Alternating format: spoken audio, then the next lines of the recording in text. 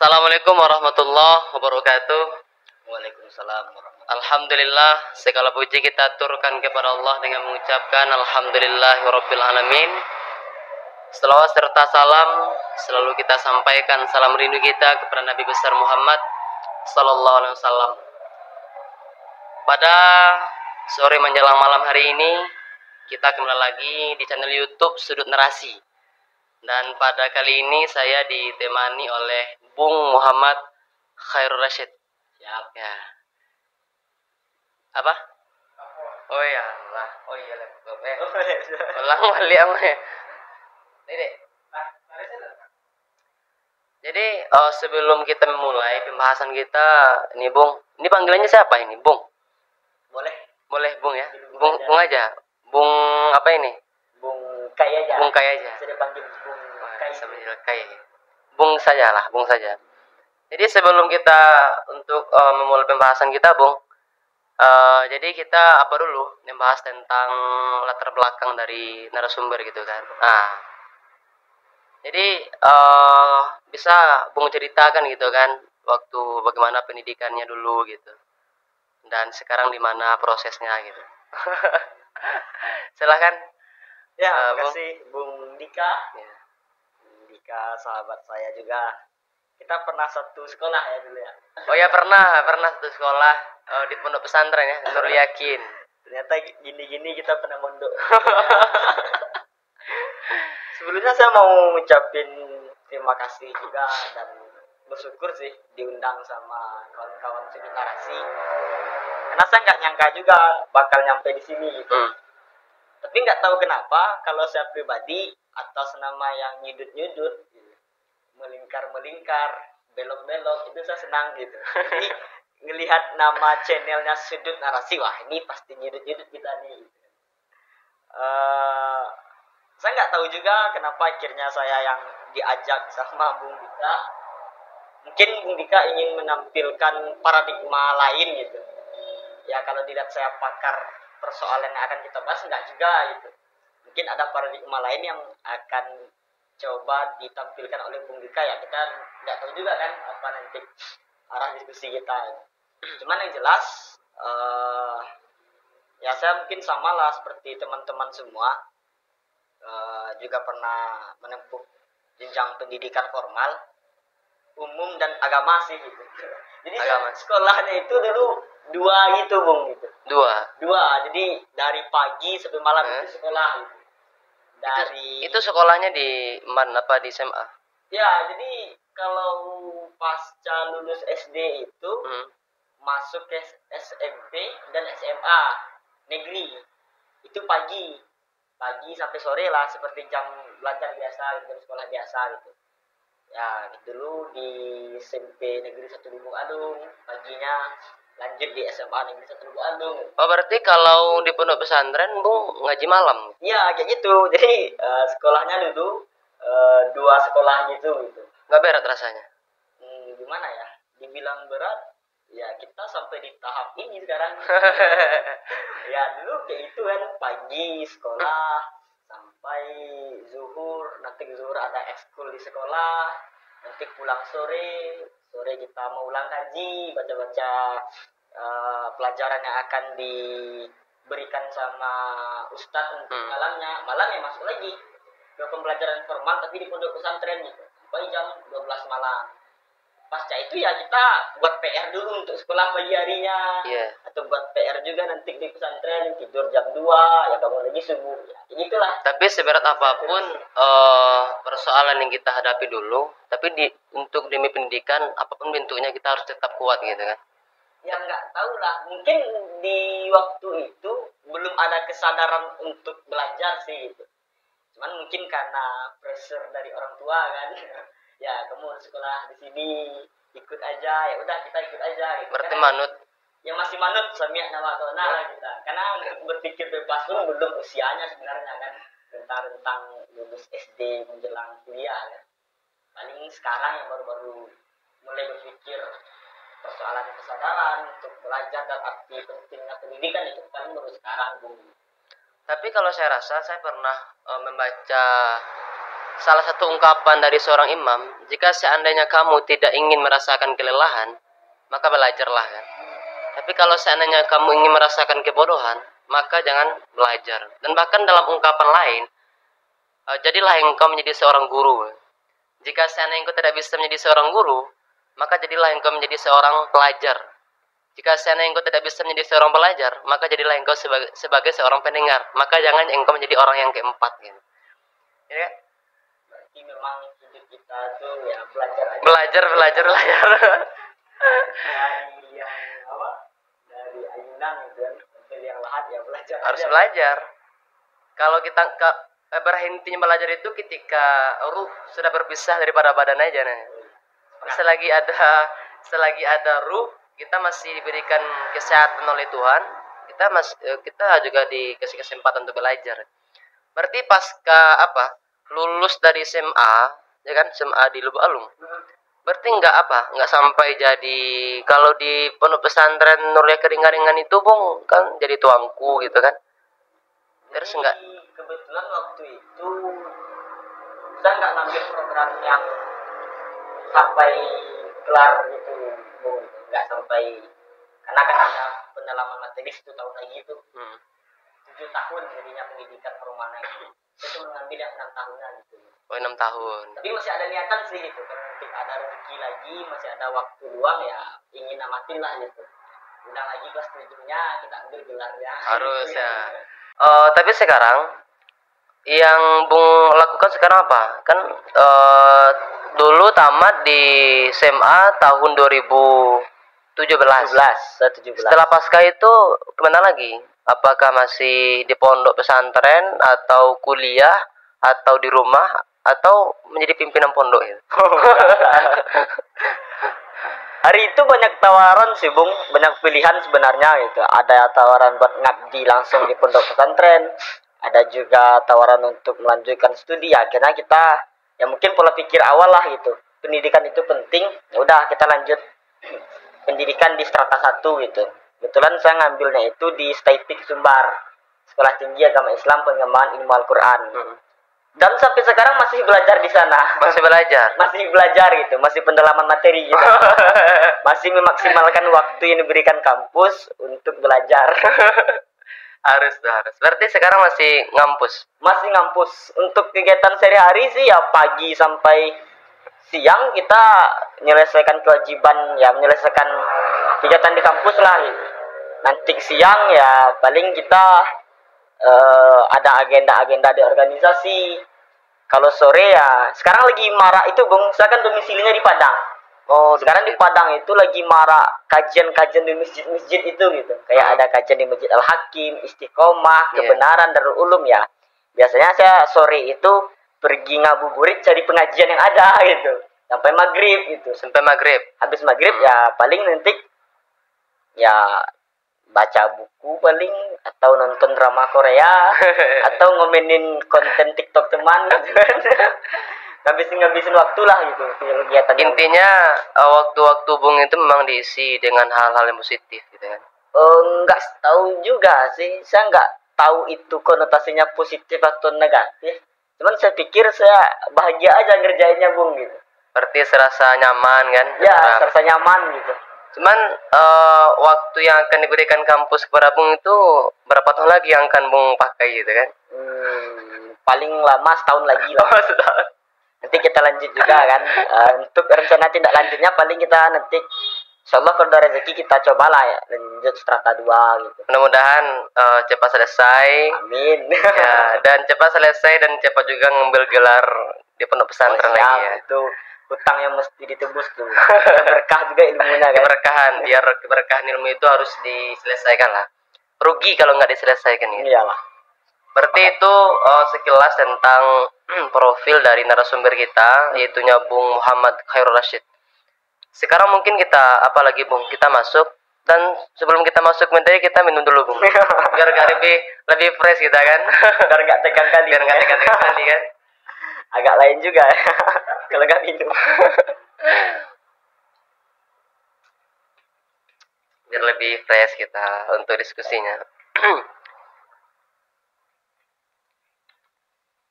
mungkin kita lanjutkan lagi, Bung ya. Sekarang kan pembahasan kita tentang soal peran pemuda. Apakah sekarang masih pemuda itu bangkit atau mati suri gitu? Jadi kalau seandainya kita membaca, kalau peran pemuda itu sangat sering dikaitkan dengan kemajuan suatu bangsa gitu kan. Bahkan di Indonesia, peran pemuda dalam kehidupan berbangsa dan bernegara sudah tidak diragukan lagi. Maka dari itu, sebelum kita menggubris lebih mendalam tentang masalah peran pemuda, tentu kita lebih apa itu definisi apa kan pemuda itu gitu. Silahkan Bung untuk apanya. Apa ya?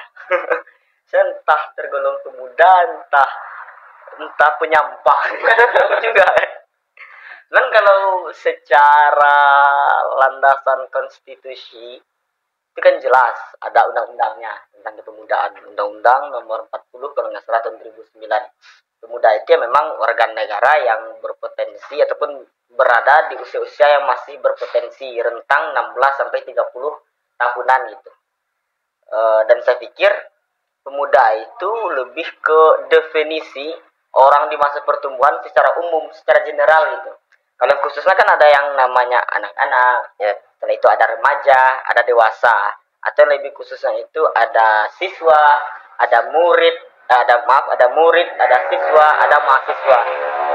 Saya pikir apapun nanti turunannya yang khusus tadi, kalau belum berusia 30 tahun, ya dia masuk ke dalam klasifikasi pemuda gitu. Ya intinya pemuda itu kalau saya pikir memang orang-orang yang berada di fase usia produktif. Dari 16 sampai 30 tahunan gitu. Berarti itu yang dikatakan atau definisi pemuda gitu. Menurut saya, yang saya pahami. Perspektif dari Bung Khairul gitu. Ya. Cuman kalau seandainya kita bisa membedakan nih Bung ya, antara pemuda sekarang gitu kan dengan pemuda dulu, bagaimana untuk membandingkannya gitu? Apakah sekarang pemuda sekarang ini bangkit gitu kan? Atau sama hal seperti buih dalam lautan, dia banyak tapi nggak ada pergerakan sedikit pun gitu. Kalau sekarang kan sebenarnya banyak opini terkait pemuda gitu. Bahkan ada tagline generasi emas 2045 juga gitu. Cuman kalau kita tinjau secara perspektif histori, ya benar yang Bung sampaikan tadi gitu. Bahkan ujung tombak bangsa itu sebenarnya ada di pemuda gitu. Kalau saya ngelihat analoginya kayak gini Bung, pemuda itu ada di posisi tengah-tengah gitu. Kalau kita analogikan seperti sebuah ranting pohon, ya kalau anak-anak itu mungkin baru mau tumbuh. Kalau orang tua itu ya udah jelas akhirnya kayak mana endingnya gitu. Kalau orang muda itu masih opsional lah sifatnya gitu. Ada potensinya dia nanti bisa bagus endingnya, ada juga potensi endingnya ya set ending mungkin gitu. Cuma kan posisinya itu masih bisa diharapkan gitu. Kalau sudah orang tua kan udah jelas itu nggak ada lagi pengharapan di sana gitu. Jadi itu sih melatar belakangi sebenarnya kenapa dibahasakan pemuda itu sebagai tulang punggung bangsa mungkin atau ujung tombak negeri atau apalah istilahan yang metafornya gitu. Cuman kalau dalam sejarah memang ada sih track record pemuda gitu. Bahkan kalau kita lihat di dalam hari-hari bersejarah Indonesia, Hari Kebangkitan Nasional itu berangkat dari pergerakan pemuda gitu, 20 Mei gitu. Ketika Budi Utomo didirikan gitu. Jadi kalau saya nggak salah, sangat banyak sumbangsih pemikiran dari pemuda yang juga akhirnya berubah menjadi aksi. Kalau awalnya kan kita ya memang di masa dijajah lah oleh kolonial ataupun imperialis gitu. Cuman mulai adanya inisiatif yang menimbulkan gerakan-gerakan kecil untuk bergerak ke arah kemerdekaan itu kan awalnya ada yang menginisiasi itu kan ada di ranah Asia ataupun di ranah global. Di ranah global itu kan dulu ada revolusi kaum muda Turki. Setelah itu ada juga menangnya Jepang melawan Rusia kala itu. Sehingga ketika ada generasi-generasi muda di dunia konteksnya dan di Asia, sehingga pemuda-pemuda Indonesia itu termotivasi juga untuk berinisiatif melakukan gerakan yang sama. Ya udah, akhirnya awal-awal abad 1908 didirikan Budi Utomo. Sutomo sama teman-temannya. Setelah itu ya gerakannya itu udah mulai gerakan nasional. Belum lagi nanti pemuda-pemuda Indonesia yang kuliah di Hindia mendirikan Perhimpunan Indonesia. Belum lagi nanti lahir organisasi-organisasi yang sifatnya itu kedaerahan ataupun etnonasionalisme seperti Jong Java, Jong Sumatera Nenbon, Jong Celebes, Jong lain sebagainya. Ya akhirnya ya kalau kita bicara Perhimpunan Indonesia itu kayak pemuda di skala internasionalnya. Terus kalau kita bicara Budi Utomo itu yang menginisiasi gerakan pemuda di kalangan Indonesianya. Kalau yang Jong-Jong tadi itu organisasi yang menginisiasi gerakan di tingkat daerahnya. Udah lengkap nih komplit paketnya dari daerah, nasional, internasional. Ya udah, akhirnya lahir satu ide bersama, gagasan yang akhirnya melahirkan visi bersama, membuat Kongres Pemuda 1928 gitu. Dari sanalah mulailah awalnya yang tongkrongan pemuda kala itu ya hanya bicara mengeluh aja gitu. Mulailah ada semangat untuk berjuang gitu. Dibuktikan dengan lahirnya Sumpah Pemuda 1928. Itu kalau dahulu gitu. Iya. Cuman kalau pertanyaan Bung tadi itu kayak mana sih dahulu dengan sekarang? Saya nggak bisa menilai juga sebenarnya, entah. Ya karena segala sesuatu itu saya pikir dipengaruhi oleh situasi dan kondisi. Kalau kita justifikasi pemuda sekarang tidak sehebat pemuda dahulu, belum tentu juga. Dahulu kenapa mereka bersatu melawan penjajah? Ya karena mereka punya sebuah the greatest good gitu. Punya tujuan bersama, mereka punya common platform bahwa karena sama sengsaranya dijajah sehingga lahir inisiatif bersama untuk melawan penjajah, sehingga orientasi pergerakan pemuda kali itu ya jelas hanya untuk kebebasan gitu. Nah, sekarang kan kita tidak menemukan situasi yang seperti itu. Dulu. Sehingga saya berpikirnya ya udah, apa situasinya sekarang gitu. Paling nanti kita ambil jalan tengahnya. Metode itu ya mungkin bisa berbeda, cuman value, prinsip dan spirit itu memang harus diwariskan. Jadi ya saya pikir tidak apple to apple sih membandingkan pemuda dahulu dengan pemuda sekarang kalau secara gerakan. Tapi kalau secara spirit, nilai-nilai, value-nya ataupun prinsipnya itu boleh gitu. Ya kalau sekarang ya lihat lagi apa sih tantangan pemuda sekarang gitu. Belum lagi bicara mental generasi. Ya. Kalau kita lihat di konten-konten di TT ataupun di YT itu kan jelas. Kalau generasi ya guyon-guyonan itu generasi 80 itu agak adem. Generasi 90 itu agak emosian. Generasi 2000-an itu agak playing victim gitu. Apa-apa merasa seperti korban gitu. Saya pikir itu sih Bung gitu. Cuman kalau dulu kan mereka termotivasi dengan gerakan-gerakan yang di internasional gitu kan. Jadi kalau sekarang ini, kalau dulu mereka bergerak karena ingin bebas dari kebebasan gitu kan, dan satu misi. Kalau sekarang, kalau asumsi saya nih Bung ya, mereka juga bergerak, tetapi mereka bergerak itu karena ada tujuan yang berbeda gitu kan. Jadi mereka itu tidak satu lagi. Kan sekarang ini kan banyak itu OKP organisasi kepemudaan gitu kan. Dan bahkan kebanyakan musuh dalam selimut sekarang ini. Bagaimana itu Bung? Kalau menurut Bung gitu kan. Kalau pemuda sekarang, mereka banyak ditunggangi kebanyakan sekarang. Kalau saya ingat quote Bung Karno sih gitu. Kalau nggak salah kayak ginilah kata-katanya. Perjuangan kalian akan lebih berat dari perjuanganku gitu. Karena perjuanganku hanya melawan penjajah, sedangkan perjuangan kalian itu melawan bangsa sendiri gitu. Karena kan di dalam teori konflik itu harus selalu ada common enemy, harus selalu ada musuh bersama agar solid itu tetap ada gitu kan. Kalau dulu musuh bersamanya itu penjajah gitu kan. Sekarang udah hilang penjajah, yang musuh tadi tetap harus ada. Ya udah, harus ada di antara kita yang menjadi musuh bersama agar solidaritas kelompok lain tetap terjaga gitu. Jadi saya pikir itu hal yang wajar sih Bung gitu. Yaitu ranah proses kita juga kan dalam berdialektika yang akhirnya memang menimbulkan beberapa dinamika ataupun gesekan-gesekan antar organisasi. Asal tidak melawan prinsip, bagi saya prinsipnya sederhana aja, konstruktif atau destruktif, membangun atau menghancurkan gitu.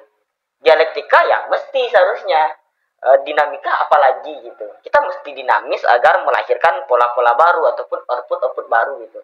Cuman arahnya kemana gitu, orientasi konstruktif kayak membangun atau destruktif, palingan di situ sih Bung.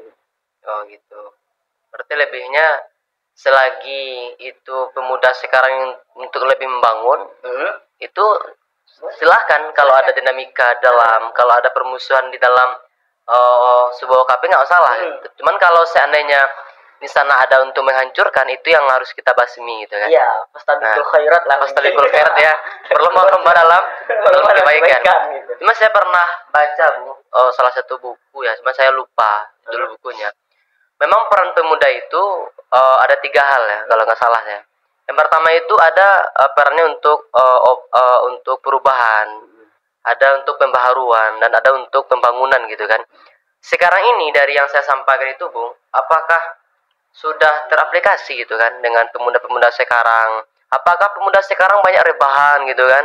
Rebahan, terus kalau memang tidak lagi memperjuangkan bangsa ini gitu kan, dan bahkan mereka menganggap dirinya sendiri dan dia nggak tahu menau, lo gue gitu kan itu yang kita takutkan sekarang. Jadi tidak ada kepekaan mereka atau kepekaan pemuda sekarang terhadap situasi kondisi yang terjadi dalam lingkungan mereka. Jadi itu yang sangat membahayakan sekali Bung gitu. Bagaimana itu Bung dari yang saya sampaikan tadi? Yang pertama itu kan pembaharuan gitu kan. Nah, yang kedua pembangunan, yang ketiga perubahan gitu kan. Kalau saya pikir sih Bung ya, mungkin itu juga tantangan zaman sekarang kan. Karena kan kita berada di zaman post-truck gitu. Kita berada, bahkan kalau revolusi industrinya sudah 4.0, society-nya sudah 5.0. Ya, 5.0. Yang efek sampingnya itu timbulnya rasa individualisme gitu. Cenderung lebih tidak mengedepankan kepentingan bersama gitu, ingin menang sendiri atau segala macam gitu.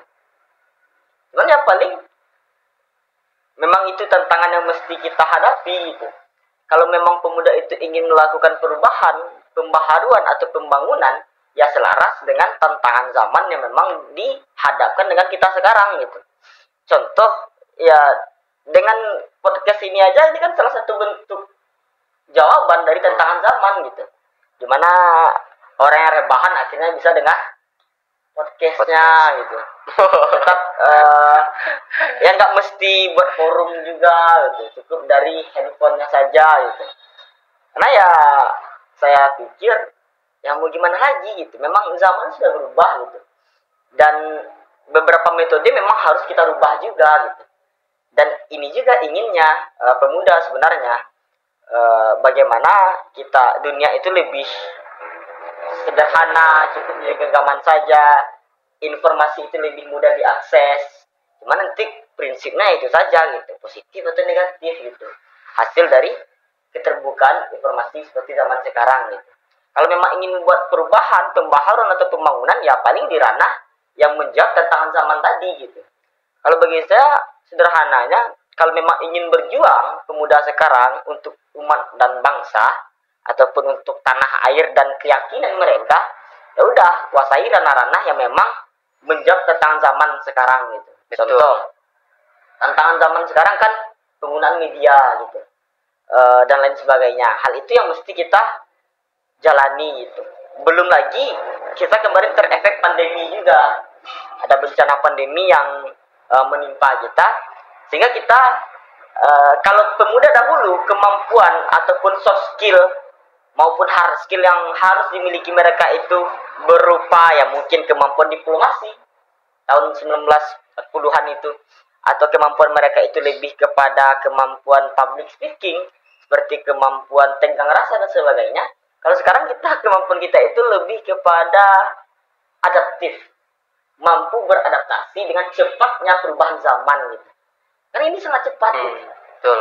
Kalau kita lihat sederhana saja dari penggunaan telepon genggam udah berapa kali ganti-ganti modelnya gitu. Teleponnya. Dan itu dalam kurun waktu yang cepat juga gitu.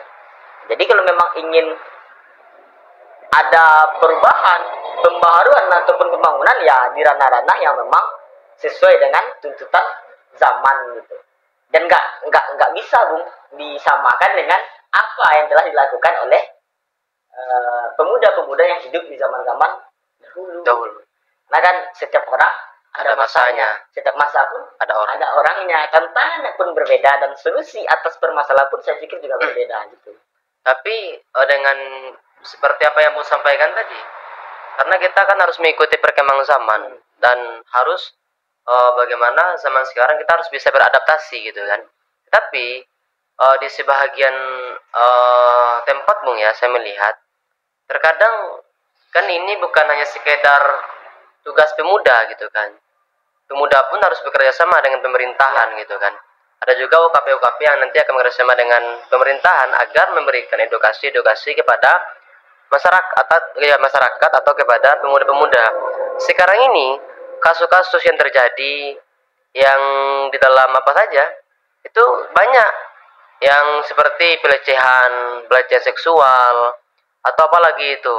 Oh, kan banyak kan yang terjadi. Jadi kan peran pemuda kita pada saat ini kan kebanyakan tercoreng gitu kan. Dan bahkan kalau kata Bung Karno dulu, berikan saya 10 pemuda akan aku goncang dunia ini gitu kan. Bagaimana itu menurut Bung itu dengan hal-hal seperti yang saya sampaikan tadi? Ya sangat miris sekali. Pemuda-pemuda sekarang apalagi mereka mengikuti tren-tren sekarang. Terlalu mengikut-ikuti dan tidak ada referensi mereka untuk mengikuti orang itu gitu. Kalau saya pikir Bung, ya ini mungkin menjadi bahan evaluasi kita juga kan, karena kan kita bagian dari pemuda juga sebenarnya. Ya walaupun zaman sangat pesat sekali perkembangannya, cuman kepekaan sosial itu tidak boleh menurun juga gitu. Karena bagaimanapun kita diciptakan kan tidak hanya sebagai manusia saja, juga sebagai makhluk sosial, makhluk yang lain juga gitu. Jadi masing-masing peran itu seharusnya tetap ada walaupun perkembangan zaman mengarahkan kita untuk lebih cenderung sendiri-sendiri gitu. Cuman ya itu juga paling PR kita bersama untuk meningkatkan kembali bagaimana yang namanya kepedulian sosial, kepekaan sosial, rasa kekeluargaan, persaudaraan dan kebersamaan itu tetap ada gitu. Walaupun di era yang kita dihantam dan diterjang oleh perubahan zaman yang semakin cepat dan pesat gitu. Baik, mungkin itu sedikit sebelum ditutup Bung ya. Saya simpulkan sedikit, memang peran pemuda ini adalah sangat ditunggu-tunggukan oleh masyarakat dan ditunggu-tunggukan oleh pemerintah gitu. Karena memang karena kalau sebenarnya bukan gara-gara pemuda, maka tidak akan terjadi yang namanya yang Indonesia ini akan berdiri. Ya kan karena ada peran pemuda di sana. Maka dari itu sampaikan peran pemuda ini sangat ditunggu-tunggukan baik itu dalam agen perubahan maupun dalam agen pembaharuan dan dalam agen pembangunan. Maka dari itu kita selaku pemuda harus selalu berperan aktif, harus ada kepekaan kita, harus jalin kebersamaan, harus jalin persaudaraan kita. Jangan sampai kita menjadi seorang pemuda yang tidak ada kepekaan terhadap lingkungan, terhadap persaudaraan, silaturahmi gitu kan. Mungkin itu. Sebelum ditutup Bung, mungkin ada quote atau motivasi dari Bung kan untuk para pemuda gitu. Silahkan Bung. Apa ya? Saya bukan tipikal orang yang hidup dengan motivasi sebenarnya gitu. Cuman apapun biasanya saya jadikan motivasi gitu. Paling kalau memang harus berupa quotes ya sejatinya zaman pasti akan berubah. Setiap zaman ada orangnya, setiap orang ada zamannya. Metode dan teknis itu boleh beda, tapi spirit, prinsip, bahkan value itu tetap harus sama. Baik, tepuk tangan buat narasumber kita. Mungkin itulah pembahasan kita pada kali ini, Bung. Mungkin kita terima kasih telah hadir di sudut narasi. Ya, Bung, ini makasih kembali juga nih, Bung. Ya, insya Allah di follow-follow selanjutnya nanti akan kami undang lagi yang berbeda dengan pembahasannya gitu kan. Oh, janganlah, Bung, ini aja saya udah nggak tahu ngomong apa lagi. Takut nggak sesuai ekspektasi, Bung.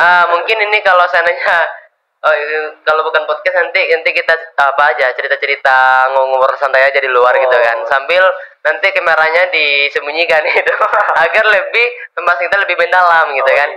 Mungkin itu, terima kasih Bung Muhammad Khairul Rasyid telah hadir di podcast kami Sunarasi. Mohon terima kasih telah hadir. Saya akhirnya mengucapkan assalamualaikum warahmatullahi wabarakatuh. Waalaikumsalam warahmatullahi wabarakatuh.